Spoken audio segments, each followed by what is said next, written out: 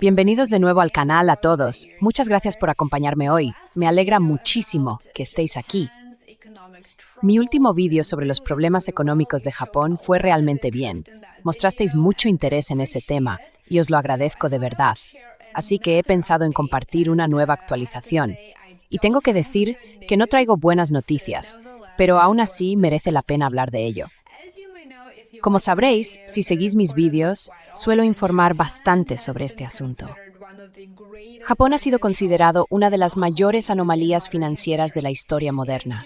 Ha acumulado la mayor deuda pública del mundo desarrollado, que supera con creces el doble de su economía.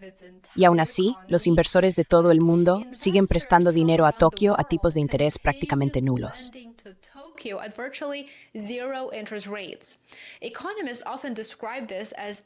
Los economistas suelen describir esto como el llamado milagro japonés, una forma de decir que Japón había encontrado la manera de mantener una deuda enorme sin sufrir las consecuencias que otros países en una situación parecida habrían tenido que afrontar. Pero esa época está llegando a su fin. Esta semana, el mercado de bonos del gobierno japonés ha lanzado su señal de advertencia más fuerte en casi 3 décadas. El rendimiento del bono de referencia a 10 años subió hasta casi el 2,9%, el nivel más alto desde 1996, mientras que los bonos a 30 años superaron el 4%. En la mayoría de los países, esas cifras podrían parecer normales, incluso aburridas, nada destacable. Pero para Japón, representan un cambio drástico.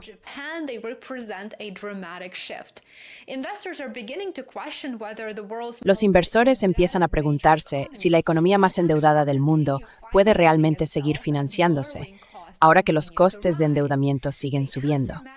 Y la respuesta importa mucho más allá de Japón, porque su sistema financiero está profundamente conectado con los mercados globales, incluido el de Estados Unidos. Tras el estallido de su burbuja de activos a principios de los años 90, Japón pasó décadas luchando contra la deflación, el bajo crecimiento y los salarios estancados.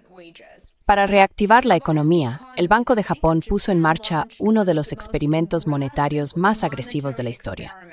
Los tipos de interés se situaron por debajo de cero, y el Banco Central compró enormes cantidades de bonos del Estado mediante expansión cuantitativa, hasta llegar a poseer más de la mitad de todo el mercado de deuda pública.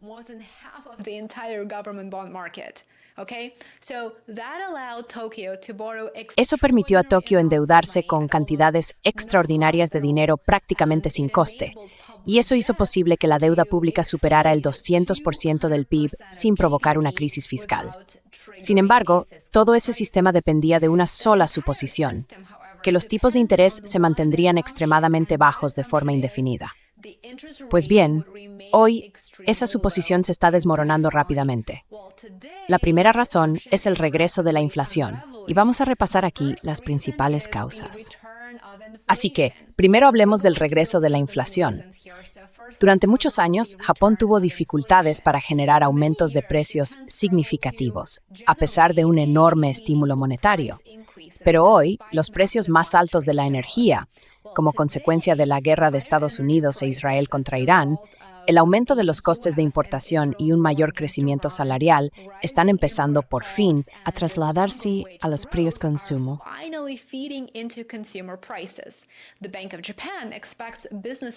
El Banco de Japón espera que las empresas sigan subiendo los precios, y eso sugiere que la inflación podría resultar más persistente de lo que los responsables de política económica pensaban al principio. A medida que aumentan las expectativas de inflación en Japón, los inversores, de forma natural, exigen mayores rendimientos para proteger el poder adquisitivo de sus inversiones. Así que van a querer más dinero a cambio de su inversión. Ahora, la segunda preocupación es la política fiscal de Japón. La primera ministra Sanae Takaichi ha propuesto un enorme programa de gasto a largo plazo, valorado en unos 340 billones de yenes, es decir, alrededor de 2,3 billones de dólares, que se repartirían a lo largo de los próximos 14 años.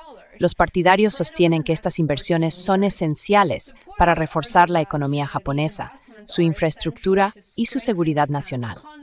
its infrastructure and national security. Now, bond investors don't really agree Ahora with bien, that position. los inversores en bonos no están de acuerdo con esa postura. Se preguntan quién va a financiar ese gasto adicional cuando el país ya soporta la mayor carga de deuda del mundo desarrollado. ¿Quién va a pagarlo? Cada aumento del endeudamiento se vuelve mucho más caro en cuanto los tipos de interés empiezan a subir. Y está claro que los expertos lo saben. Quizá la mayor preocupación sea la credibilidad del propio Banco de Japón. El mes pasado, el Banco Central subió su tipo de interés de referencia al 1% como parte de su salida gradual de décadas de política monetaria ultra flexible. Aún así, muchos inversores creen que el Banco de Japón sigue siendo demasiado prudente y corre el riesgo de permitir que la inflación se acelere.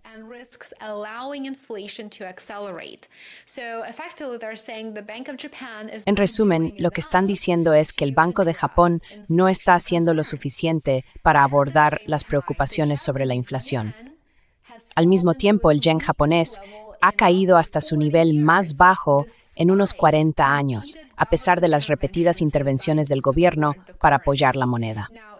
Si te interesa el colapso del yen, hace unos días subí un video completo sobre este tema, un video dedicado por entero a la caída de la moneda japonesa y a las consecuencias que tiene no solo para la economía de Japón, sino también para la economía global, incluida la de Estados Unidos. Asegúrate de ver ese video después si quieres tener una visión completa.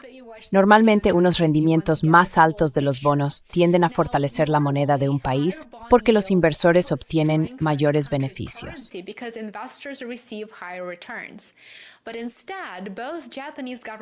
Pero esta vez, tanto los bonos del gobierno japonés como el yen se han debilitado al mismo tiempo, algo muy poco habitual. Muchos expertos creen que esta combinación tan inusual indica que los inversores están cada vez más preocupados por las perspectivas fiscales a largo plazo de Japón. Estos acontecimientos, que acabo de resumir brevemente, han reavivado el temor a lo que los economistas llaman dominancia fiscal. Esto ocurre cuando la deuda pública es tan grande que el Banco Central duda en subir los tipos de interés, porque hacerlo aumentaría de forma drástica los costes de financiación del gobierno. En lugar de centrarse únicamente en controlar la inflación, los responsables de la política económica pueden sentirse presionados a mantener los tipos de interés artificialmente bajos, lo que es permitir que drive high through and then we find it that with their public. The real value of government debt over time. Now, does that sound familiar? ¿Os suena eso de algo? Con una deuda nacional de 39 billones de dólares aquí, en Estados Unidos, y subiendo, debería sonarnos muy familiar. Pero vamos a dejar ese tema aparte y lo trataremos en otro vídeo con un experto en una entrevista. Creo que sería una conversación realmente interesante, así que no os la perdáis si os interesa. Aunque esta estrategia puede aliviar temporalmente la presión sobre las finanzas del gobierno, corre el riesgo de minar la confianza tanto en la moneda como en el mercado de bonos.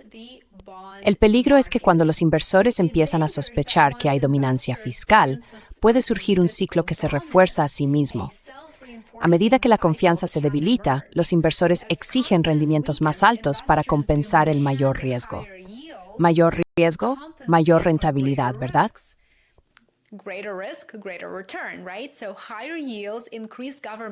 Así que, cuando suben los rendimientos, aumentan los pagos de intereses del gobierno, empeora la situación fiscal y además hace falta endeudarse aún más. Ese deterioro en las perspectivas eleva todavía más los costes de financiación y crea lo que muchos economistas describen como un círculo vicioso. Varios estrategas de mercado creen ahora que si el rendimiento del bono japonés a 10 años supera el 3%, y todo apunta a que va camino de hacerlo, los inversores podrían empezar a cuestionarse seriamente la sostenibilidad a largo plazo de la deuda del país. Las implicaciones van mucho más allá de Japón, por supuesto. Y recordemos que aquí hablamos de confianza, ¿verdad? Los mercados se alimentan mucho de la confianza.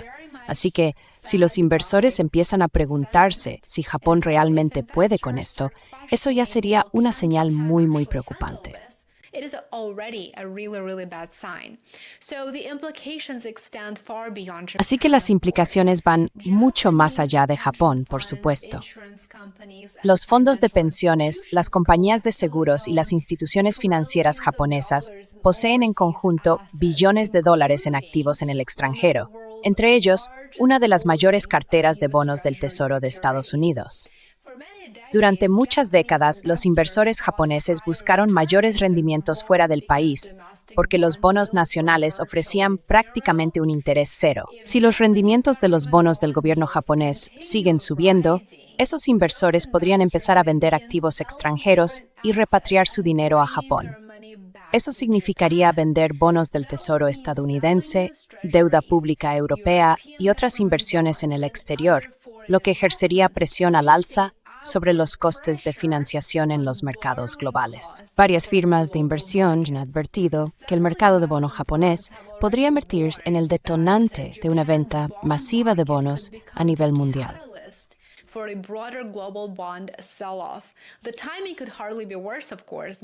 El momento no podría ser peor, desde luego.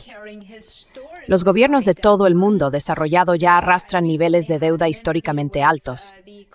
Por cierto, hace poco tuve una entrevista con el economista Michael Hudson y hablamos sobre la carga de la deuda y cómo afecta a la economía global.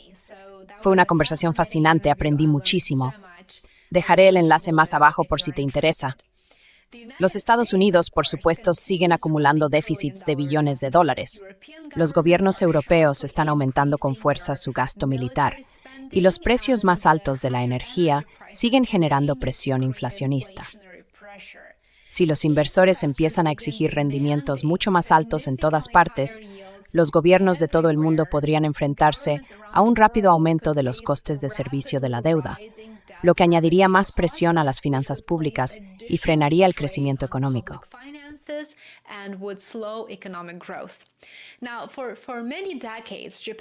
Durante muchas décadas, Japón pareció desafiar las reglas tradicionales de la economía. Una deuda pública enorme convivía con tipos de interés casi nulos, lo que llevó a los responsables de política económica a pensar que podían seguir endeudándose casi indefinidamente, sin consecuencias graves. Pero hoy vemos que el mercado de bonos está enviando un mensaje muy distinto. La inflación ha vuelto. Los tipos de interés están subiendo. Los inversores empiezan a cuestionar la política fiscal y la confianza en la deuda japonesa comienza a debilitarse. El mayor experimento de deuda soberana del mundo está entrando en una fase completamente nueva. Está entrando en territorio desconocido.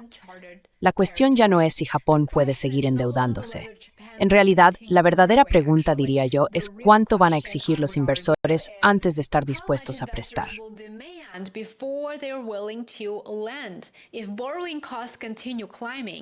Si los costes de endeudamiento siguen subiendo, Japón podría convertirse en la próxima gran fuente de inestabilidad financiera global. Como Japón sigue siendo uno de los mayores acreedores del mundo y uno de los principales tenedores extranjeros de bonos del Tesoro de Estados Unidos, estos acontecimientos son realmente muy importantes y no van a quedarse en un asunto interno de Tokio. Van a transformar los mercados financieros desde Nueva York hasta Londres y más allá. El mercado de bonos ya ha lanzado su advertencia y yo lo he comentado solo muy brevemente. Ahora el mundo está pendiente de ver si Japón logra manejar esta transición histórica o si esto marca el inicio de la próxima crisis mundial de deuda. Seguid atentos. Os mantendré informados en YouTube, Substack y Patreon. Que tengáis un buen día y espero veros aquí mañana. Cuidaos.